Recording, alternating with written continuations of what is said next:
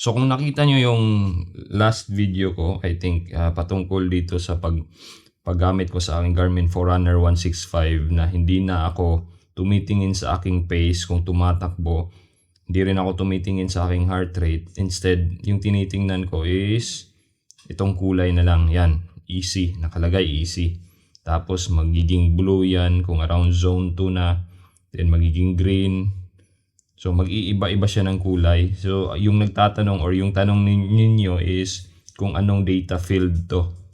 So makikita natin to dito sa Connect IQ Store. Actually, nung yung sinabi ko dun sa video ko, previous video ko is nakabase ako sa aking RPE kung tumatakbo o rate of perceived exertion.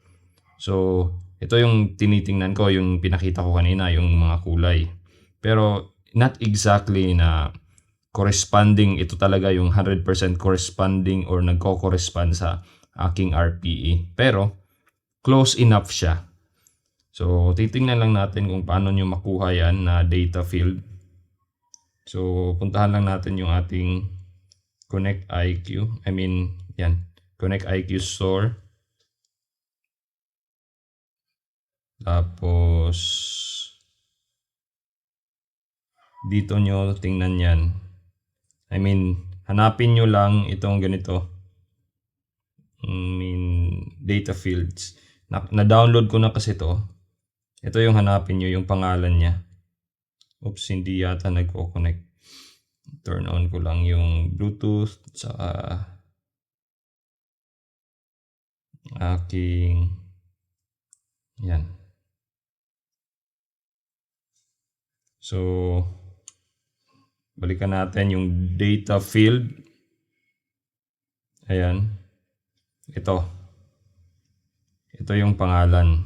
Sub-T running pace guard. Actually, ito'y ginagamit to sa mga nagte-training gamit yung Norwegian singles method. So, since gumagamit ako ng Norwegian singles bago ako na-injury. So, ito yung nakita kong data field na makakatulong sa akin. And, yun nga, tuwing tumatakbo ako ngayon, nakakatulong din ito kasi hindi na ako tumitingin sa aking heart rate or sa aking pace. And yun nga, nakabase na lang din ako sa aking RPE. So, pwede nyong baguhin yung settings dito. Or pwede nyong hayaan yung Garmin na makadetect siya sa LTHR nyo. Actually ako, since alam ko yung LTHR ko, nakabase ako sa aking around 1 hour na pacing or around 10k na pace. Ito yung average heart rate ko usually, 187 to 189. Tapos max heart rate ko is 201. So nilagay ko na lang yan dyan. Pero pwede nyong hahayaan yan na ma-detect lang ng inyong relo kung palagi nyong sinusuot yung inyong relo. Pero itong threshold pace, ako yung mismong naglagay dyan. Pwede nyong tingnan dyan, or pwede nyong i-base yan sa VDOT calculator. Pwede nyong tingnan yan kung meron kayong VDOT calculator. For example, ayan, yun yung 5K, fastest 5K ko bago ako na-injury. So, meron tayong calculations dyan or equivalent sa training.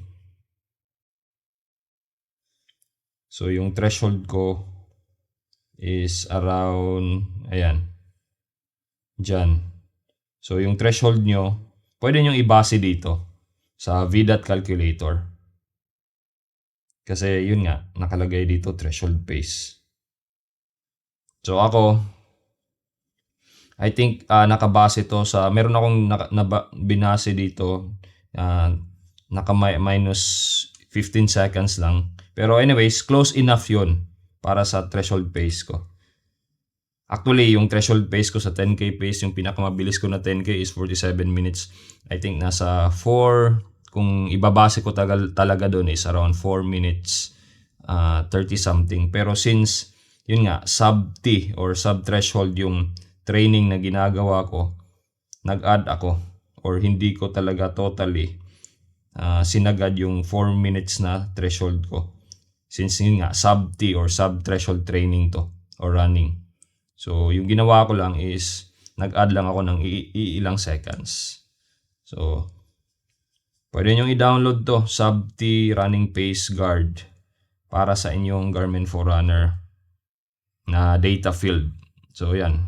May easy. Actually, meron pa akong ibang pwedeng ibahagi. Ay, nabahagi ko na to. Anyways, yun nga, sub-T running pace guard.